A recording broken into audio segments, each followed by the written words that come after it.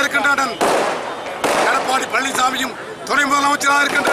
அண்ணன் OPS அவர்களும் இணைந்து இன்றைக்கு தேர்தல் கமிஷனிலே தங்களுடைய வாதங்களை எல்லாம் எடுத்து வைத்து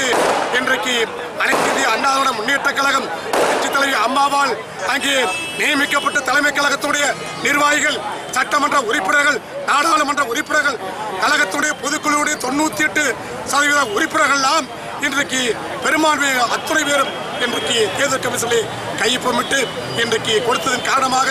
இன்றைக்கு உண்மையான அனைத்து இந்திய அண்ணா திராவிட முன்னேற்ற கழகம் அண்ணன் முதலமைச்சர் அண்ணன் எடப்பாடி பழனிசாமி அவர்களுக்கும் துணை முதலமைச்சர் அண்ணன் OPS அவர்களுக்கு இருக்கின்ற அனைத்து இந்திய அண்ணா திராவிட முன்னேற்ற கழகம் தான் உண்மையான அதிமுக என்று சொல்லி இன்றைக்கு தேர்தல் கமிஷன் இரண்டாவது முறையாக அனைத்து இந்திய அண்ணா திராவிட முன்னேற்ற கழகத்துடைய வெற்றி சின்னமான இரட்டை இலை சின்னத்தை கொடுத்திருக்கின்றது. இன்றைக்கு வர இருக்கின்ற டிசம்பரிலே வர இருக்கின்ற அது சென்னை RK நகர் தொகுதி சட்டமன்ற தொகுதியானாலும் சரி, அதற்கு பின்னாலே வர இருக்கின்ற உள்ளாட்சி தேர்தலும் சரி, அதற்கு பின்னாலே நடைபெற இருக்கின்ற நாடாளுமன்ற தேர்தலாம் அத்தனை தேர்தலையும் புரட்சித் தலைவர் MGR புரட்சித் தலைவர் அம்மாவில் காட்டிய வழியிலே இந்த இரட்டை இலை சின்னம் வீரரை ஓட்டு செயல்தலைவர் என்று சொல்லிக் கொண்டிருக்கின்ற எதிர்க்கட்சி தலைவர் ஸ்டாலின் போன்றவர்கள் எல்லாம் ஓட ஓட வெட்டக்கூடிய சின்னமாகத்தான் இந்த இரட்டை இலை சின்னத்தை யாராலும் வெல்ல முடியாது. இனி புரட்சி தலைவர் அம்மாவும் சொன்னார்கள், எனக்கு பின்னாலும் இந்த இயக்கம் 100 ஆண்டு காலம் இருக்கும் என்று சொன்னார்கள். அதை போல இன்றைக்கு இந்த